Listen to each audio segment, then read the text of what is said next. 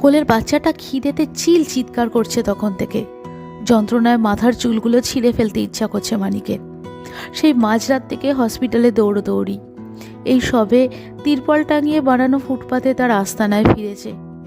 বড় মেয়েটা বোনকে চুপ করানোর চেষ্টা করছে আপ্রাণ, কিন্তু তারই বা বয়স কত? এই 5-6 হবে। সকাল থেকে বার কয়েক পুলিশ ঘুরে গেছে।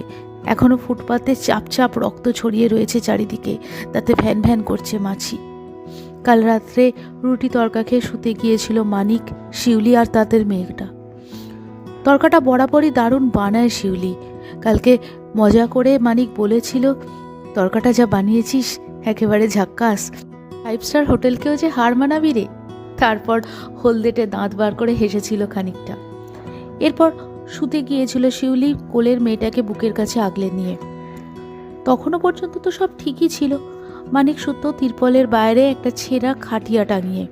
খিদিরপুরে যে বাড়িতে ঘাস পরিষ্কার করতে যেত তারা ফেলে দিয়েছিল, কুড়িয়ে নিয়ে এসেছিল মানিক। সেই থেকেই বাইরে শুতো মানিক। তিরপলের মধ্যে শিউলি বাচ্চাদের নিয়ে একটু হাত পা মেলে শুতে পারত। ছোট মেয়েটা ঘুমিয়ে পড়লে শিউলি খাটিয়ার পাশে এসে বসেছিল। দিনের এই সময়টাই তারা একটু মন খুলে গল্প করার মতন সময় পেত। সকাল হলেই তো আবার মানিক দৌড়বে দিনমজুরের কাজ করতে, আর শিউলি যাবে রাস্তার ওপারের কমপ্লেক্সে বাবুদের বাড়িতে ঠিকে কাজ করতে। সারাদিনের ক্লান্তিতে চোখ বুজে আসছিল শিউলির। সবে একটু চোখ লেগেছে মানিকের, হঠাৎ বিকট শব্দে ঘুম ভেঙে গেল। লাফিয়ে উঠে দেখলো তিরপলের বাঁশ ভেঙে একটা এক্সইউভি ফুটপাতে পাঁচিলে গিয়ে ধাক্কা মেরে দাঁড়িয়ে রয়েছে।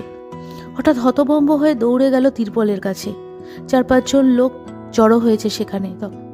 তিরপল সরিয়ে মানিক দেখলো বড় মেয়েটা বোনকে কোলে নিয়ে থরথর করে কাঁপছে তখনও, আর গাড়িটা শিউলির কোমরের নিচ অংশ একদম পিষে দিয়ে গেছে।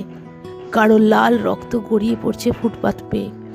সেদিকে তাকিয়ে কেমন যেন মাথা ঝিম ধরছিল মানিকের, কেমন যেন গা গুলিয়ে বমি আসছিল তার।